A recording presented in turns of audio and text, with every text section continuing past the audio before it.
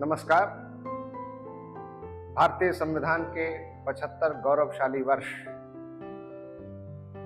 इस कार्यक्रम के दूसरे अंक में आपका बहुत स्वागत है। आपने पहले देखा कि पिछले अंक में हम लोगों ने बात किया कि जब भारत का संविधान 26 जनवरी 1950 को लागू हुआ उस समय देश में सामाजिक, आर्थिक और राजनीतिक परिस्थितियां क्या थी, किस तरह से Bharat British India, princely India और ट्राइबल इंडिया में बटा हुआ था और भारत को एक राजनीतिक इकाई के रूप में बांधने की जो समस्या सामने थी, उसी के साथ साथ जो हमारे देशी राज्य रजवाड़े और रियासतें थी उनका विलय कैसे किया जाए। और सबसे बड़ी बात कि भारत और पाकिस्तान के बंटवारे के कारण जो चारों तरफ कत्लोगारत, खून खराबा, हिंसा और आगजनी का माहौल था, किस तरीके से देश में अमन और अमान कायम किया जाए, किस तरीके से देश में शांति बहाली हो, किस तरीके से देश का राजनीतिक एकीकरण, पॉलिटिकल यूनिफिकेशन किया जाए।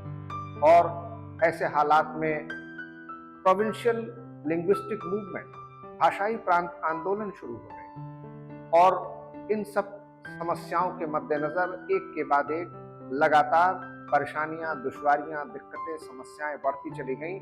और इस तरीके से हमने देखा कि कैसे जून 1948 में एस.के. धर के अंतर्गत एक कमेटी बनी और उस कमीशन ने, एस.के. धर अध्यक्षता के इस कमीशन ने, जिसको भाषाई प्रांत आयोग, लिंग्विस्टिक प्रोविंशियल कमीशन कहते हैं, ने अपनी रिपोर्ट दी। और उसके बाद जेवीपी कमेटी बनी।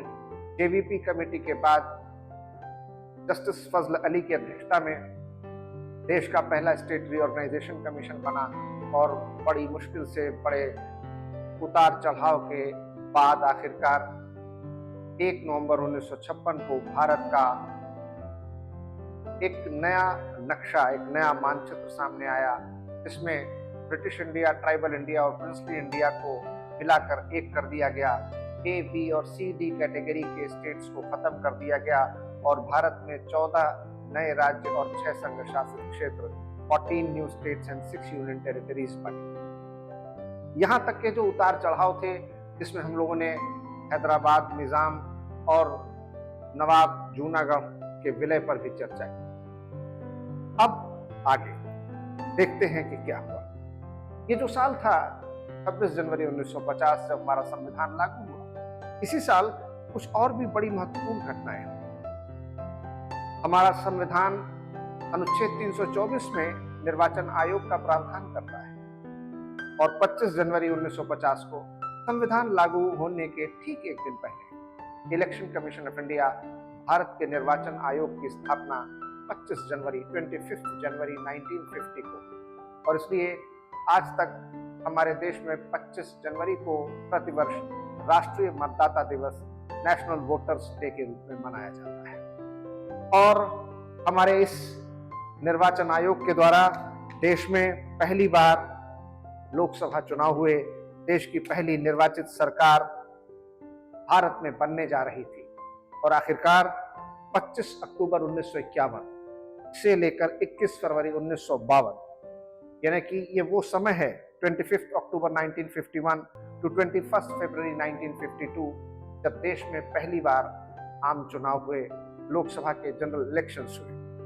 और उस समय हमारे देश में 401 लोकसभा की सीट्स की कॉन्स्टिट्यूएंसीज थी, जिसमें कि वो व्यवस्था थी कि 314 ऐसी सीटें थी जहां पर केवल एक मेंबर चुनकर आता था, लेकिन 86 सीट ऐसी थी जहां 2 मेंबर चुने जाते थे और एक सीट ऐसी थी जिसमें 3 मेंबर चुनकर आते थे। इस तरीके से टोटल 487 सीट्स हुआ करती थी। और इसके अलावा 2 सीट एंग्लो इंडियन कम्युनिटी के प्रेसिडेंट द्वारा नामित किए जाते थे। इस तरीके से टोटल सीट्स 489 सीटें लोकसभा में थी। और इन 489 सीटों में हमारे 17 करोड़ से ज्यादा मतदाताओं ने हिस्सा लिया। उस समय कोई 34-35 करोड़ के आसपास हमारे देश की कुल आबादी थी, जिसमें वयस्क आबादी, जिनको वोट डालने का अधिकार था। और उस समय वोट डालने की जो आयु की सीमा थी, एज लिमिट थी, वो 21 साल थी। तब 18 वर्ष नहीं थी। और इस तरीके से 21 साल के ऊपर जो हमारे देश में मतदाता थे उनकी संख्या लगभग 17 करोड़ थी और 15% देश में कुल साक्षरता दर, 15% ओनली। लेकिन फिर भी हमारे देश में बहुत धूमधाम से, बहुत जोशो खरोश के साथ, बड़े उत्साह के साथ हमारे देश के तमाम नागरिकों ने देश के पहले आम चुनाव में बढ़ चढ़कर हिस्सा लिया, भाग लिया। 17 करोड़ मतदाताओं ने, जिसमें कि 53 राजनीतिक दल, 53 पॉलिटिकल पार्टीज और 533 इंडिपेंडेंट कैंडिडेट्स, स्वतंत्र निर्दल प्रत्याशियों ने चुनाव में भाग लिया और कुल मिलाकर के 67.4% वोटिंग हुई, 67.4%। आप देखें, ये भारत में आजादी के बाद देश का पहला लोकसभा चुनाव हो रहा है, जबकि साक्षरता दर केवल 15% है, 15%। ज्यादातर जो मतदाता हैं वो पढ़े लिखे नहीं हैं और जो हमारी आबादी है ज्यादातर गांव में रह रही है। देश में लंबे समय तक अंग्रेजों की गुलामी में रहने के कारण देश का आर्थिक ताना बाना छिन्न भिन्न हो चुका है, बेहद गरीबी का माहौल है, कत्ल-गारत, खून खराबा, हिंसा, भारत पाकिस्तान के बंटवारे के कारण जो हालात थे वो अभी तक पूरी तरीके से अमन अमान कायम नहीं हो पाया है।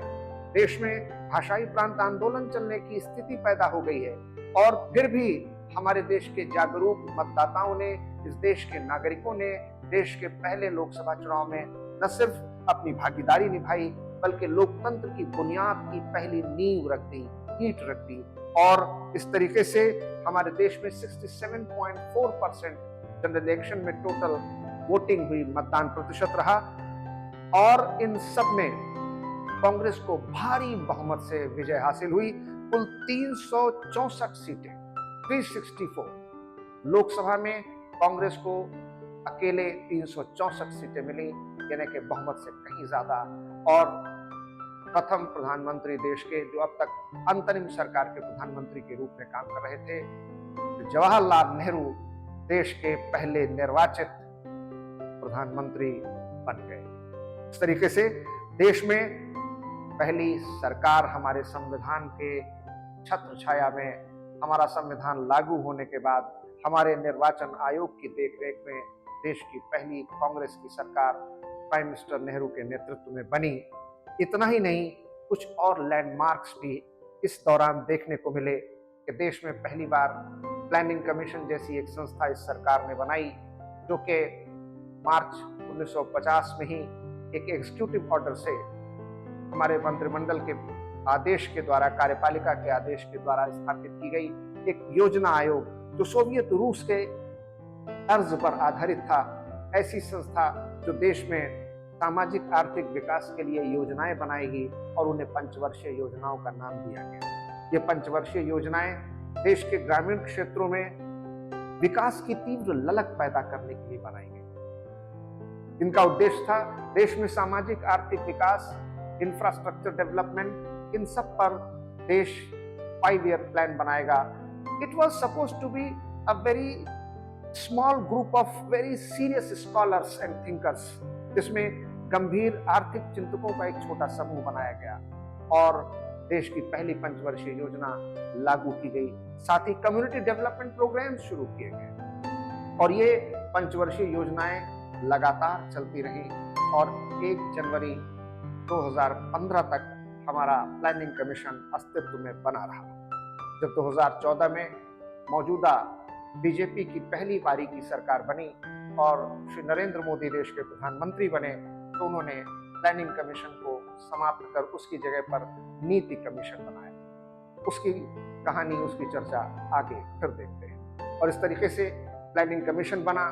प्लानिंग कमीशन ने 5 ईयर प्लान्स लागू किए और इसी के साथ साथ देश में AEET, जिसको आज पार्क यानी कि भाभा एटॉमिक रिसर्च सेंटर के नाम से जाना जाता है, तब atomic energy establishment Trombay, Mumbai में जो ट्रॉम्बे है वहां पर AEET atomic energy establishment Trombay में बना, जो पार्क आज का भाभा एटॉमिक रिसर्च सेंटर है। और भारत के जो न्यूक्लियर प्रोग्राम है, जो परमाणु ऊर्जा से संबंधित कार्यक्रम है, उसको एक नई दिशा, दशा और अनुसंधान और तीव्र गति प्राप्त करने का जो माध्यम बना, एक बहुत महत्वपूर्ण और एक ऐसा संस्थान जिसने देश को परमाणु ऊर्जा के क्षेत्र में आज तक नित नई ऊंचाइयां प्रदान की है।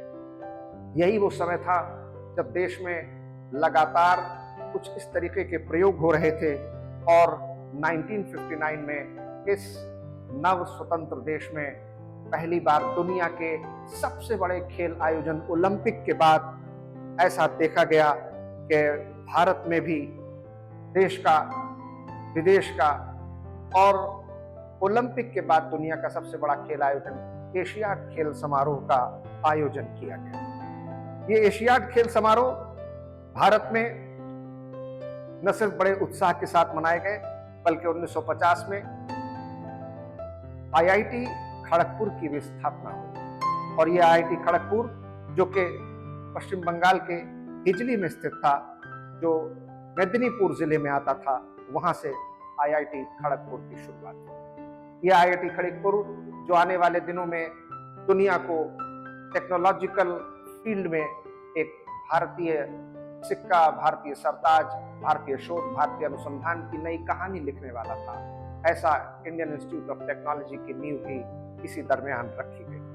और इसी दरमियान 5 नए आईआईटीज की साथ साथ शुरुआत हुई बिटवीन 1954 टू 1964, 1954 से 1964 के बीच में। यहीं पर एक और महत्वपूर्ण घटना घटी, Romesh Thapar versus state of Madras और Brajbhushan versus state of Delhi.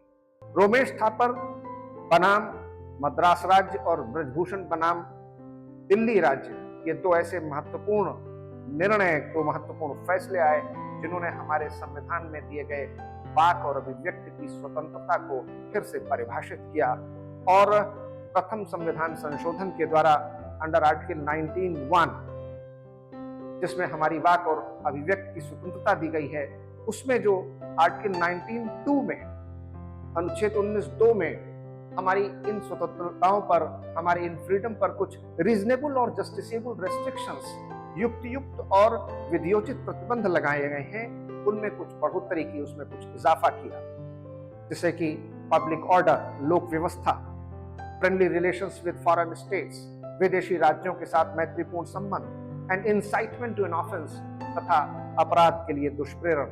ये जो क्लॉज थे, ये आधार प्रथम संविधान संशोधन 1951 के द्वारा जोड़े गए। इस तरह से हमारे संविधान में संविधान लागू होने के 1 साल के अंदर संविधान का जो संशोधन हुआ उसमें कुछ महत्वपूर्ण बातें देखने को मिली। इस तरीके से ये जो डेवलपमेंट्स थे उसके पीछे कारण ये था कि कुछ हमारे वाक और अभिव्यक्ति की स्वतंत्रता, freedom of speech and expression को लेकर सवाल उठे। तब एक मैगजीन निकलती थी क्रॉसरोड, उस क्रॉसरोड के द्वारा जो लेख छपा और जो दिल्ली से एक अखबार निकलता था उसमें प्री सेंसरशिप का मामला था। इन दोनों मामलों के आधार पर ये 2 केसेस जिसने हमारे freedom of speech and expression पर नए रीजनेबल जस्टिसेबल रेस्ट्रिक्शंस जोड़े। इसी के साथ मार्च 1951, जैसा कि मैं आपको बता रहा था, भारत ने अपने आजादी के बाद और भारत के इतिहास में पहले एशियाड खेलों का बड़ा सफलतापूर्वक आयोजन किया। यह दुनिया का ओलंपिक के बाद सबसे बड़ा खेल समागम है। बड़े उत्साह के साथ, बड़े जोशो खरोश के साथ भारत ने न सिर्फ इसकी मेजबानी की बल्कि भारत का ये एशियाड खेल समारोह पूरी दुनिया में एक नया कीर्तिमान, एक नया यशोगाथा लेकर के आया। वो भारत जो अभी तक आजादी के बाद बंटवारे, प्रांतीय विभाजन, विभाषा और तमाम मतभेदों को लेकर के जूझ रहा था, उसने एक बहुत ही विशाल और बेहतरीन खेल आयोजन का संपादन, संचालन और मेजबानी करके दिखाया। इसी साल 1953 यानी कि एशियाड के समापन के 2 साल बाद 1953 में 1953 में एयर इंडिया का नेशनलाइजेशन किया गया। एयर इंडिया भारत की पहली विमानन कंपनी, सिविल एविएशन के फील्ड में जो हमारी कंपनी थी, जिसको श्री जे.आर.डी. टाटा ने सेटअप किया था, जे.आर.डी. टाटा ने बनाया था। ये भारत की पहली प्राइवेट कमर्शियल एयरलाइन कंपनी थी, जिसकी स्थापना टाटा एयरलाइन के नाम से 1932 में जे.आर.डी. टाटा ने की थी।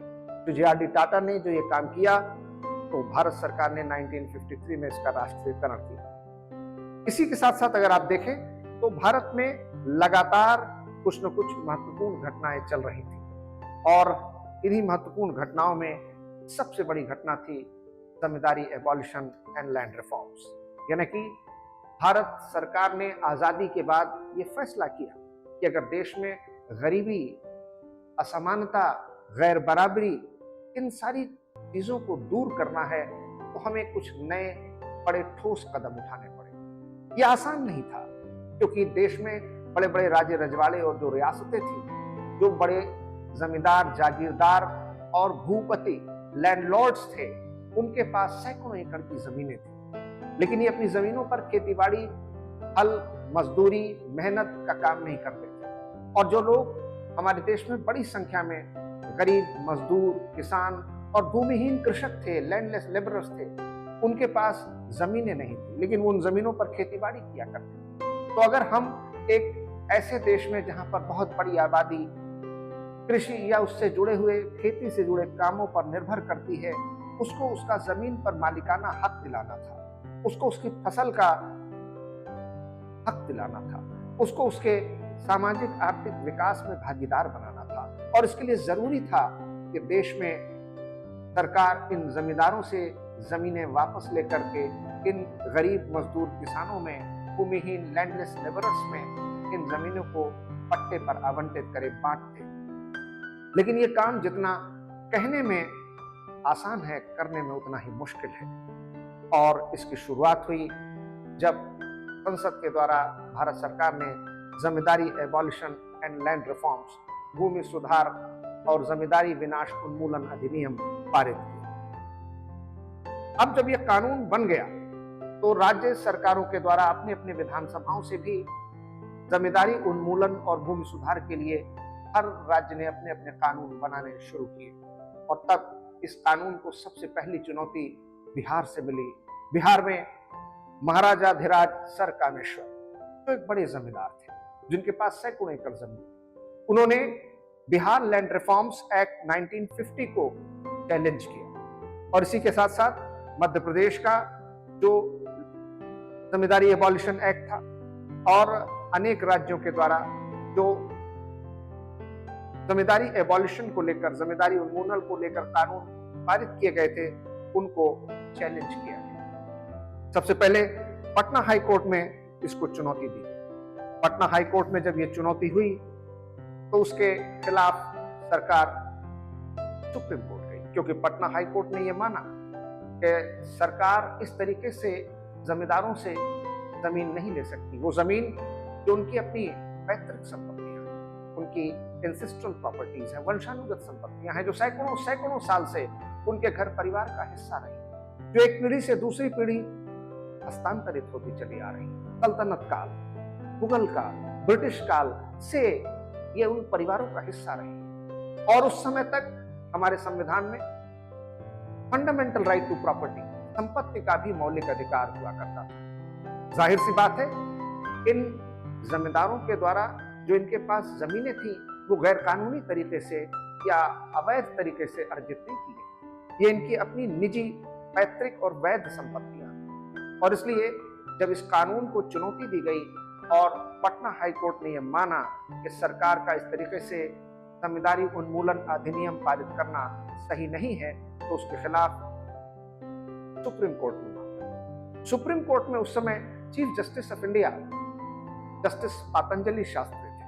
पातंजलि शास्त्री ने इस मामले को सुना और इसके बाद शंकरी प्रसाद के मामले में जो फर्स्ट कॉन्स्टिट्यूशनल अमेंडमेंट पारित किया गया था, पहला संविधान संशोधन, उसको चुनौती दी। दरअसल जब सरकार ने यह देखा और समझा कि अगर हम देश में जमींदारी उन्मूलन करना चाहते हैं, जमींदारी खत्म करना चाहते हैं और इन जमींदारों से जमीन लेकर के गरीब मजदूर, किसानों, भूमिहीन कृषकों में बांटना चाहते हैं, तो फिर हमें कुछ नया और ठोस करना पड़ेगा। जिसके लिए सरकार ने एक फैसला किया और आर्टिकल 31A और 31B संविधान में जोड़े, साथ ही एक 9वीं अनुसूची, 9th शेड्यूल जोड़ा। अब आजाद भारत में संविधान बनने के बाद ये पहली घटना थी जो 8 अनुसूचियां थी अभी तक, उसकी जगह एक नवी अनुसूची 9th and new schedule was added, जिसमें यह प्रावधान किया गया कि अगर संसद या विधानसभा ने कोई कानून पारित कर दिया और उस कानून को 9वीं अनुसूची में रख दिया गया, तो न्यायपालिका को यह अधिकार नहीं रह जाएगा कि वो इन कानूनों की समीक्षा करे, इन कानूनों पर कोई निर्णय दे, इन कानूनों को निरस्त कर सके या इन कानूनों में कोई बदलाव करने का आदेश दे सके। इस तरीके से एक बड़े महान और पवित्र उद्देश्य के साथ 9वीं अनुसूची को जोड़ा तो गया, जिसमें कि अब सरकार ने फैसला किया कि जितने भी जमींदारी एबॉलिशन एक्ट हैं उनको 9th शेड्यूल में रख दिया जाए। और इसी वजह से शंकरी प्रसाद के मामले में फर्स्ट कॉन्स्टिट्यूशनल अमेंडमेंट 1951 को चुनौती दी गई और यह कहा गया कि भारत सरकार द्वारा संसद से और अनेक राज्य सरकारों के द्वारा विधानसभा से जो जमींदारी उन्मूलन अधिनियम या भूमि सुधार से जुड़े कानून पारित किए जा रहे हैं वो अवैध है, क्योंकि संविधान के अनुच्छेद 13 में ही आर्टिकल 13 में साफ साफ doctrine of inconsistency of law, विधि की असंगति का सिद्धांत दिया गया है। इसमें साफ साफ कहा गया है कि सरकार, संसद, विधानसभा ऐसा कोई लॉ, बाई लॉ, नोटिफिकेशन, कानून, उपनियम, विधि इत्यादि नहीं बना सकती है जिससे कि हमारे मौलिक अधिकारों में कोई कमी, कोई कटौती आए, हमारे मौलिक अधिकारों को समाप्त किया जाए या उन्हें कम किया जाए। और इस तरीके से आर्टिकल 13 एकदम स्पष्ट कर देता है कि हमारे मौलिक अधिकारों में कोई कमी नहीं की जा सकती। तो जब हमारे मौलिक अधिकारों में कोई कमी नहीं की जा सकती, उन्हें खत्म या समाप्त या परिवर्तित नहीं किया जा सकता, तो फिर कैसे प्रथम संविधान संशोधन 1951 के द्वारा फर्स्ट कॉन्स्टिट्यूशनल अमेंडमेंट 1951 के जरिए सरकार हमारे मौलिक अधिकार, संपत्ति के अधिकार का हनन कर सकती है। और उस समय तो देश में केवल एक ही सदन होता था केंद्रीय विधायिका में, राज्यसभा का तब तक गठन भी नहीं हुआ था और 1952 तक तो लोकसभा के भी चुनाव नहीं हुए थे, ना तो देश में पहले आम चुनाव हुए थे, लोकसभा भी नहीं थी और राज्यसभा भी नहीं थी। तब जो एक सदन केंद्रीय विधायिका थी, सेंट्रल लेजिस्लेटिव काउंसिल थी, तब बाइकैमरल लेजिस्लेचर भी नहीं था, द्विसदनीय व्यवस्था भी थी। लेकिन शंकरी प्रसाद के मामले में कोर्ट ने यह साफ किया, स्पष्ट किया कि कानून दो तरीके का होता है, एक ऑर्डिनरी लॉ और एक कॉन्स्टिट्यूशनल अमेंडमेंट लॉ। तो अगर एक सामान्य विधायन करके सरकार मौलिक अधिकारों को कम करना चाहे तो नहीं कर सकती, लेकिन अगर संविधान में संशोधन करके संविधान में उसे जोड़ दे, संविधान में उसको ऐड कर दे, तो वो ऑर्डिनरी लॉ नहीं रह जाता, वो कॉन्स्टिट्यूशनल लॉ हो जाता है। और वो संविधान का संशोधन सरकार को, संसद को ये अधिकार देता है कि वो अगर आवश्यक समझे तो संविधान के किसी भी हिस्से में कोई भी संशोधन कर सकती है, यहां तक कि मौलिक अधिकारों में भी कमी लाई जा सकती है। और इस तरीके से आर्टिकल 13 का जो क्लॉज है वो जमींदारी एबॉलिशन, लैंड रिफॉर्म्स पर लागू नहीं होता है और सरकार ने जमींदारी एबॉलिशन और लैंड रिफॉर्म्स को वैलिड, विधि सम्मत करार दिया। शंकरी प्रसाद के मामले में सुप्रीम कोर्ट का यह फैसला था कि zamindari abolition, land reforms act lawful है, लीगल है, कॉन्स्टिट्यूशनल है। जब यह मामला जमींदारी एबॉलिशन को लेकर सुप्रीम कोर्ट के इस फैसले के बाद आगे बढ़ा, तो फिर भारत के तमाम राज्यों के द्वारा जो अलग अलग जमींदारी एबॉलिशन और लैंड रिफॉर्म्स के कानून पारित किए गए थे, 17वें संविधान संशोधन 17th कॉन्स्टिट्यूशनल अमेंडमेंट 1964 के जरिए 44 लैंड रिफॉर्म्स 9th शेड्यूल में रख दिए गए, 9वीं अनुसूची में रख दिए गए, ताकि सरकार को यह अधिकार, न्यायपालिका को यह अधिकार न रह जाए और सरकार द्वारा पारित यह कानून विधिवत बने रहे, न्यायपालिका उनकी समीक्षा न कर पाए और सरकार इस तरीके के कानून संसद और विधानसभाओं से पारित करा सके। नेहरू जी की मृत्यु के कुछ समय पहले ही 17वें संविधान संशोधन 1964 के द्वारा इन तमाम जमींदारी उन्मूलन कानूनों को 9वीं अनुसूची में डाल दिया गया, जिनकी संख्या लगभग 44 थी, 44 लैंड रिफॉर्म्स एक्ट। और फिर Sajjan Singh versus state of Rajasthan 1965, Sajjan Singh बनाम राजस्थान 1965 में 17वें संविधान संशोधन 1964 को चुनौती दी गई। यह चैलेंज किया गया कि 17th constitutional amendment act 1964 unlawful है, अनकॉन्स्टिट्यूशनल है, इनवैलिड है। लेकिन सज्जन सिंह के भी मामले में 5 जजेस कॉन्स्टिट्यूशनल बेंच, 5 न्यायाधीशों की संविधान पीठ ने यह कहा कि 17th कॉन्स्टिट्यूशनल अमेंडमेंट एक्ट 1964 ये वैलिड है और संसद को यह अधिकार है कि इस तरीके का कानून संसद बना सकती है, पारित कर सकती है। अब लगातार हम देख रहे हैं कि शंकरी प्रसाद के मामले में, उसके बाद सज्जन सिंह के मामले में न्यायपालिका और सरकार के बीच जो भूमि सुधार और जमींदारी उन्मूलन को लेकर के एक टकराव की स्थिति पैदा हो रही थी। न्यायपालिका ने सरकार का साथ दिया और संसद के द्वारा उठाए गए कदमों, पारित किए गए कानूनों को समर्थन प्रदान किया, सपोर्ट किया। और इसी बीच एक बड़ी महत्वपूर्ण घटना हुई और वो महत्वपूर्ण घटना ये थी कि जो हमारा आज का पंजाब है, वहां पर जालंधर में 2 भाई थे, हेनरी गोलकनाथ और विलियम गोलकनाथ। इन दोनों के पास 500 एकड़ से ज्यादा की जमीन थी। सरकार ने इनकी जमीनें जमींदारी उन्मूलन और भूमि सुधार कानून के तहत अधिग्रहित करने, अर्जित करने का फैसला किया। और जब इनकी जमीनों को सरकार ने लेने का फैसला किया तो हेनरी गोलकनाथ और विलियम गोलकनाथ ने इसको अदालत में चुनौती दी, जिसी को कहते हैं गोलकनाथ केस।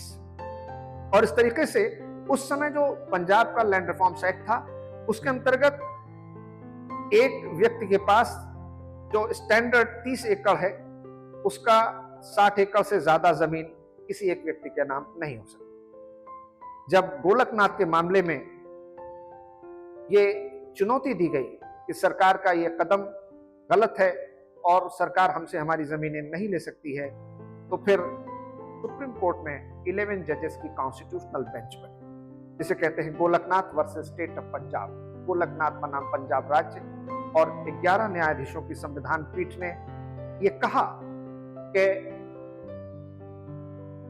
संसद को मौलिक अधिकारों में परिवर्तन करने का, निरसन करने का, समापन करने का, उसको कम करने का कोई अधिकार नहीं। और इस तरीके से अब तक जो शंकरी प्रसाद और सज्जन सिंह के मामले में व्यवस्था चली आ रही थी, जो फैसला था, उसको गोलकनाथ ने पलट दिया। गोलकनाथ के मामले में यह स्पष्ट किया गया कि सरकार को यह अधिकार नहीं है कि वो किसी भी तरीके से मौलिक अधिकारों को न्यून करे और कम कर सके। हालांकि पहली बार सज्जन सिंह के केस में 1964 में जस्टिस जे.आर. मुधोलकर ने अपने जजमेंट में एक बात कही थी, जिसमें उन्होंने बेसिक फीचर शब्द का प्रयोग किया। पाकिस्तान की सुप्रीम कोर्ट के चीफ जस्टिस रह चुके जस्टिस कॉर्नेलियस ने बेसिक फीचर शब्द का एक कंसेप्ट, एक अवधारणा अपने जजमेंट्स में दी थी। और जस्टिस मुधोलकर ने 1964 में सज्जन सिंह के मामले में इसी बेसिक फीचर के कंसेप्ट को यूज करते हुए कहा था कि संविधान में संशोधन करने का तो अधिकार संसद को है, लेकिन पुनर्लेखन का अधिकार नहीं है। Parliament can amend the constitution but parliament can not rewrite the constitution, क्योंकि कॉन्स्टिट्यूशन बनाने का काम तो कॉन्स्टिट्यूंट असेंबली, संविधान सभा का है, यह काम संसद का नहीं है। संसद को यह अधिकार ही नहीं कि संविधान में कुछ बुनियादी बातें हैं जिनको संसद नहीं बदल सकती, उसके बुनियादी लक्षण हैं, बेसिक फीचर हैं, जिनको संसद संशोधित नहीं कर सकती। इस तरीके से संसद को यह अधिकार तो है कि संविधान में संशोधन कर सके, लेकिन वो संसद को यह अधिकार नहीं है कि संविधान को फिर से नया लिख दे। यहां से जो बहस शुरू हुई और गोलकनाथ वाले मामले में जब ये बात आगे बढ़ी, तो गोलकनाथ ने यह स्पष्ट किया कि पार्लियामेंट को कोई राइट नहीं है कि वो फंडामेंटल राइट्स को एब्रिज करे, उसको डाइल्यूट करे, उसको किसी भी तरीके से मिनिमाइज करे, कम करे। अब गोलकनाथ के फैसले से एक अजीब सी स्थिति पैदा हो, वो हमारे देश में एक तरीके का कॉन्स्टिट्यूशनल क्राइसिस, संवैधानिक संकट। कि अब तक जितने बने कानून लैंड रिफॉर्म्स को लेकर के संसद और विधानसभाओं से पारित हुए, उनका क्या होगा। हालांकि गोलकनाथ के मामले में स्पष्ट किया गया कि ये जजमेंट प्रोस्पेक्टिव इफेक्ट से, यानी कि आने वाले समय में भविष्य से लागू होगा, ये रेट्रोस्पेक्टिव या बीते हुए समय से लागू नहीं होगा। फिर भी गोलकनाथ के निर्णय ने संसद और सरकार की सीमाओं को बहुत हद तक बांध दिया और जो संविधान के अधिकार हैं, उनकी व्याख्या, उनका निर्वचन, उनका इंटरप्रिटेशन करने का राइट जुडिशरी के पास है। तो जुडिशरी की 11 जजेस कॉन्स्टिट्यूशनल बेंच ने जब ये फैसला दिया तो एक लैंडमार्क, एक ऐतिहासिक निर्णय बन गया। और इससे पहले की जो कम जजेस की कॉन्स्टिट्यूशनल बेंच थी, वो निष्प्रभावी हो गए या ओवर रूल होने लगे। जब ये मामला आगे बढ़ा, इसी बीच हम देखते हैं कि हमारे देश में कुछ नए संकट सामने आ चुके हैं। नया संकट क्या था?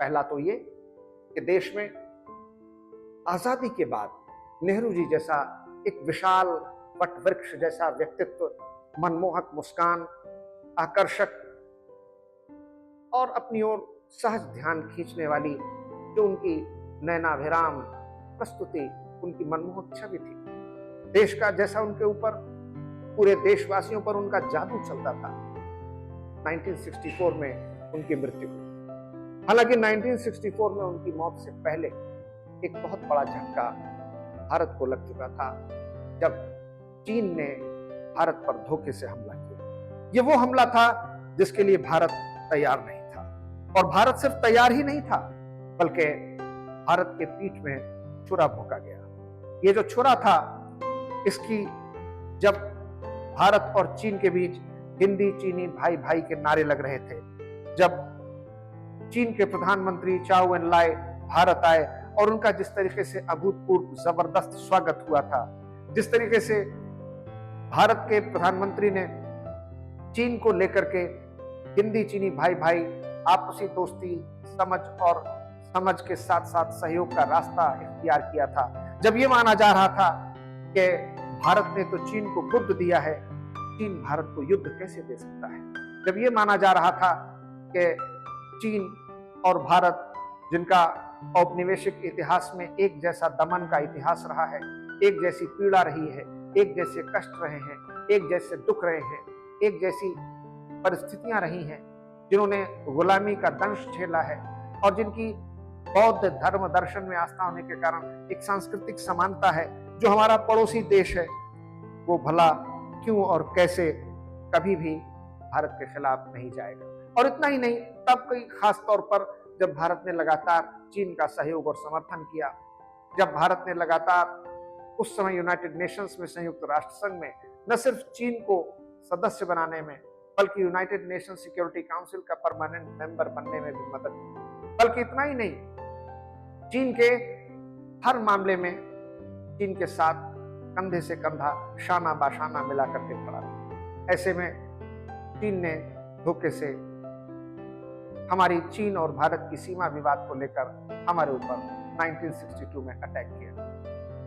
ये वैसा हमला था जिसको पीठ में छुरा भोंकने की कवायद कह सकते हैं। शिकस्त तो फतेह तो किस्मत की बात है, लेकिन किसी सोते हुए दुश्मन पे भी वार नहीं करना चाहिए। चीन ने तो अपने दोस्त की पीठ में छुरा भोंका था, और वजह क्या थी?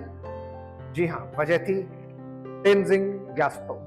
तेंजिंग ग्यात्सो नाम आपने ठीक से सुना, जिन्हें आज हम पवित्र धर्मगुरु दलाई लामा के नाम से, ये वो दलाई लामा हैं जो आज चीन की दलाई लामा की परंपरा में 14वें दलाई लामा माने जाते हैं। मार्च 1958 में ये अपने हजारों सैकड़ों अनुयायियों के साथ भारत भागकर वापस आ गए, क्योंकि चीन ने तिब्बत पर हमला कर दिया और चीन तिब्बत को अपने अंदर मिला लेने के लिए आतुर था। तिब्बत लगातार भारत से आग्रह कर रहा था कि अगर चीन हम पर हमला करता है तो हम अपनी रक्षा नहीं कर पाएंगे, और हम चीन का हिस्सा बनना नहीं चाहते। इससे बेहतर है कि तिब्बत भारत में मिल जाए। और भारत सरकार के लिए, भारत सरकार के साथ तिब्बत के लोगों का, दलाई लामा का यह आग्रह था कि तिब्बत चीन के बजाय भारत में मिलना ज्यादा पसंद करेगा और तिब्बत भारत का हिस्सा बन जाए, बजाय इसके कि वो चीन का हिस्सा बने। लेकिन हमारी उस समय की भारत सरकार ये सोचती समझती मानती थी कि तिब्बत एक स्वतंत्र देश है जो चीन और भारत के बीच एक बफर स्टेट का काम कर रहा है, करता रहेगा, और शायद चीन कभी भी तिब्बत पर हमला न करे। और इस गलतफहमी या इस नादानी की वजह से आखिरकार तिब्बत पर चीन का हमला हुआ और तिब्बत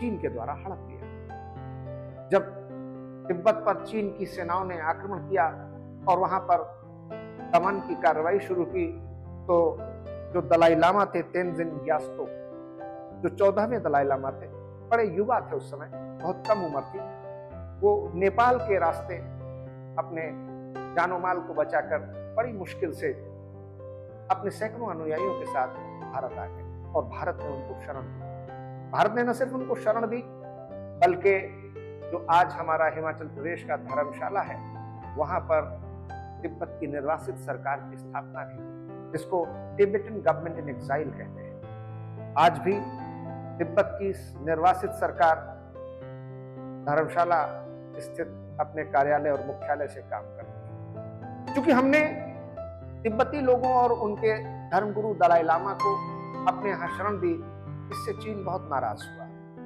और इससे चीन सिर्फ नाराज नहीं हुआ, बल्कि उसने सीमा विवाद को बहाना बनाकर हमारे जो आज का अरुणाचल प्रदेश और आसपास का इलाका है, तो तब नेफा कहते थे, नॉर्थ ईस्ट फ्रंटियर एजेंसी, वहां पर उस रास्ते हमला बोला। और हमारी सरकार, हमारे प्रधानमंत्री, हमारे रक्षा मंत्री मेनन साहब और हमारे प्रधानमंत्री नेहरू जी, पहले तो उन्होंने यकीन ही नहीं किया, उनको सहज भरोसा नहीं हुआ कि ऐसा हो सकता है। हमारे देश में आजादी के बाद किसी देश के द्वारा ये पहला इतना बड़ा आक्रमण था जिसके लिए हम तैयार नहीं थे। हालांकि पाकिस्तान का एक हमला कबायलियों के भेष में ठीक आजादी के बाद हो चुका था कश्मीर को लेकर, लेकिन तब पाकिस्तान की सरकार ने साफ साफ मना किया था कि ये हमारे रेगुलर आर्म फोर्सेस के लोग नहीं हैं, ये तो कबायली लोग हैं, ये तो वहां पर इंसर्जेंसी हो रही है। यानी पाकिस्तान ने अपनी भूमिका होने से इनकार किया था, लेकिन चीन के मामले में ऐसा नहीं। और पाकिस्तान का जो हमला था वो इस हमले के बिल्कुल विपरीत अलग तरीके का था। और उस सदमे से न सिर्फ भारत की साख, भारत की सुरक्षा, भारत के गौरव, गरिमा, क्षेत्रीय अखंडता और संप्रभुता पर चोट पहुंची, बल्कि उसका आघात, उसका सदमा, उसका दर्द, उसकी पीड़ा इतनी ज्यादा थी। बहुत से लोग मानते हैं कि नेहरू जी की मौत के पीछे वो एक बड़ा कारण था। उनको चीन की इस दगाबाजी का, इस विश्वासघात का यकीन, भरोसा नहीं था कि चीन ऐसा कर सकता था। और 1964 में देश के पहले निर्वाचित, लोकप्रिय, महान, यशस्वी और दिलों पर राज करने नेहरू जी का निधन हो गया। देश में एक शून्य, एक निर्वात, एक खला की स्थिति पैदा, किसी को यकीन नहीं था। न्यूयॉर्क टाइम्स ने अपने संपादकीय में लिखा, हु आफ्टर नेहरू, नेहरू के बाद कौन। 1962 की लड़ाई, 1964 में नेहरू जी की मौत और उसके बाद शास्त्री जी प्रधानमंत्री बने। शास्त्री जी छोटे से कद के बड़े विराट व्यक्तित्व के, उनके इरादे बड़े सख्त, साफ, ईमानदारी से भरे। उन्होंने जय जवान जय किसान जैसा ओजपूर्ण नारा दिया। जब 1965 में पाकिस्तान ने यह समझा कि अभी भारतीय सेनाओं का मनोबल टूटा हुआ है, नेहरू जी के जाने के बाद राजनीतिक नेतृत्व कमजोर पड़ चुका है, देश के जो हालात हैं वो भारत की परिस्थितियों के अनुकूल नहीं है, और इसलिए पाकिस्तान को लगा ये बहुत ही महत्वपूर्ण अवसर है, एक मौका है, शानदार मौका है, लोहा गर्म है, चोट कर दी जाए। यही वो मौका है जब पाकिस्तान को लगा कि भारत को सबक सिखाया जाता, और पाकिस्तान ने भारत पर हमला कर दिया 1965। यानी कि पाकिस्तान को ऐसा लगा कि हम भारत से अपनी पुरानी लड़ाई का हिसाब किताब पूरा कर सकते हैं। लेकिन वो कहते हैं कि हालात के कदमों पे कलंदर नहीं गिरता, हालात के कदमों पे कलंदर नहीं गिरता, टूटे भी जो तारा तो जमीन पर नहीं गिरता। भारत कितना भी कमजोर क्यों न हो जाए, कम से कम पाकिस्तान को तो उसकी हद हैसियत दिखा ही सकता है। और इस लिहाज से जब 1965 की भारत और पाकिस्तान की लड़ाई शुरू हुई तो प्रधानमंत्री शास्त्री जी ने जय जवान जय किसान जैसा महत्वपूर्ण नारा दिया, जिसने पूरे देश को जोश खरोश और उल्लास से भरा। ये वो समय था जब देश में लगातार बाढ़, सूखा और इससे ज्यादा अकाल की स्थितियां थी। देश में अनाज के भंडारों की जगह खालीपन और किल्लत, अनाज की कमी, अकाल जैसी स्थितियां थी। देश में सैकड़ों हजारों लाखों परिवारों को 2 जून की रोटी भी मिलना बहुत मुश्किल था, मयस्सर नहीं। ऐसे में शास्त्री जी ने देशवासियों से अपील की कि दिन में केवल एक समय भोजन करें और एक समय का उपवास रखें। और उनके इस एक अपील पर देश के न जाने कितने लाखों सैकड़ों लोगों ने अपने आप स्वतः रात का या दिन का एक समय का खाना छोड़ा। और तब शास्त्री जी के प्रयासों से देश में डॉक्टर एम.एस. स्वामीनाथन और नॉर्मन बोरलॉग जो अमेरिकन साइंटिस्ट थे और भारतीय कृषि वैज्ञानिक जो हमारे डॉक्टर एम.एस. स्वामीनाथन और जो अमेरिका के great agricultural scientist Norman Borlaug, इन्होंने मिलकर के जो रिसर्चेस की, जो शोध और अनुसंधान किए, तो देश में पहली हरित क्रांति की नींव पड़ी, ग्रीन रेवोल्यूशन। तो इस तरीके से हमने देखा कि लगातार आजादी के बाद जो संविधान हुआ 26 जनवरी 1950 को लागू हुआ, जो हमारा इलेक्शन कमीशन 25 जनवरी 1950 को बना, और जो पहला इलेक्शन 1952 में हुआ, देश में पहली लोकसभा बनी, ये सब हमारे इसी संविधान के तहत हो रहा था। IITs बनना शुरू हुए, प्लानिंग कमीशन बना। प्लानिंग कमीशन हालांकि एक एग्जीक्यूटिव बॉडी थी, ये नॉन कॉन्स्टिट्यूशनल बॉडी थी, ये स्टैट्यूटरी बॉडी भी नहीं थी, लेकिन हमारे 5 ईयर प्लान्स को नेहरू जी की सरकार के द्वारा शुरू किया गया, कम्युनिटी डेवलपमेंट प्रोग्राम शुरू किए गए, और देश में जिस तरीके का माहौल आजादी के बाद धीरे धीरे पटरी पर आ रहा था, 1962 में चीन के हमले के बाद एक बड़ा सदमा, एक बड़ा विश्वासघात का असर भारत पर देखने को मिला, और 1964 में मौत के बाद शास्त्री जी देश के प्रधानमंत्री। इस तरीके से हमारे संविधान में लगातार कुछ बड़ी चुनौतियां आई। जमींदारी एबॉलिशन, लैंड रिफॉर्म्स को लेकर जो कॉन्स्टिट्यूशनल अमेंडमेंट, पहला संविधान संशोधन हुआ, इसी के साथ साथ और क्या घटनाक्रम जो हमारे संविधान को लेकर होते रहे, जो संविधान में संशोधन किए गए। इसी क्रम में आगे देखते रहिए हमारा ये कार्यक्रम भारतीय संविधान के 75 गौरवशाली वर्ष। फिर मिलेंगे, आगे चर्चा करेंगे। इस प्रोग्राम को शेयर कीजिए, लाइक कीजिए और सब्सक्राइब जरूर कीजिए, और अपने सुझाव, अपने कमेंट्स जरूर हम तक लिखिए। हम चाहते हैं कि भारत का हर नागरिक, खासतौर से सिविल और जुडिशियल सर्विसेज की तैयारी करने वाला हर विद्यार्थी, भारत के संविधान के संशोधन और भारत की न्यायपालिका, भारत की संसद, भारत की राजनीतिक, सामाजिक और आर्थिक व्यवस्था और पिछले 75 सालों में जिस तरीके से हमारे संविधान की यात्रा हुई है, उनको न सिर्फ जाने, समझे और बल्कि बेहतर तरीके से देखे, आत्मसात करे और अपना योगदान आने वाले समय में देश के उज्जवल भविष्य के लिए निर्माण में अपना सहयोग कर सके। इसी के साथ जय हिंद, जय भारत। मिलते हैं अगले एपिसोड में जल्दी ही।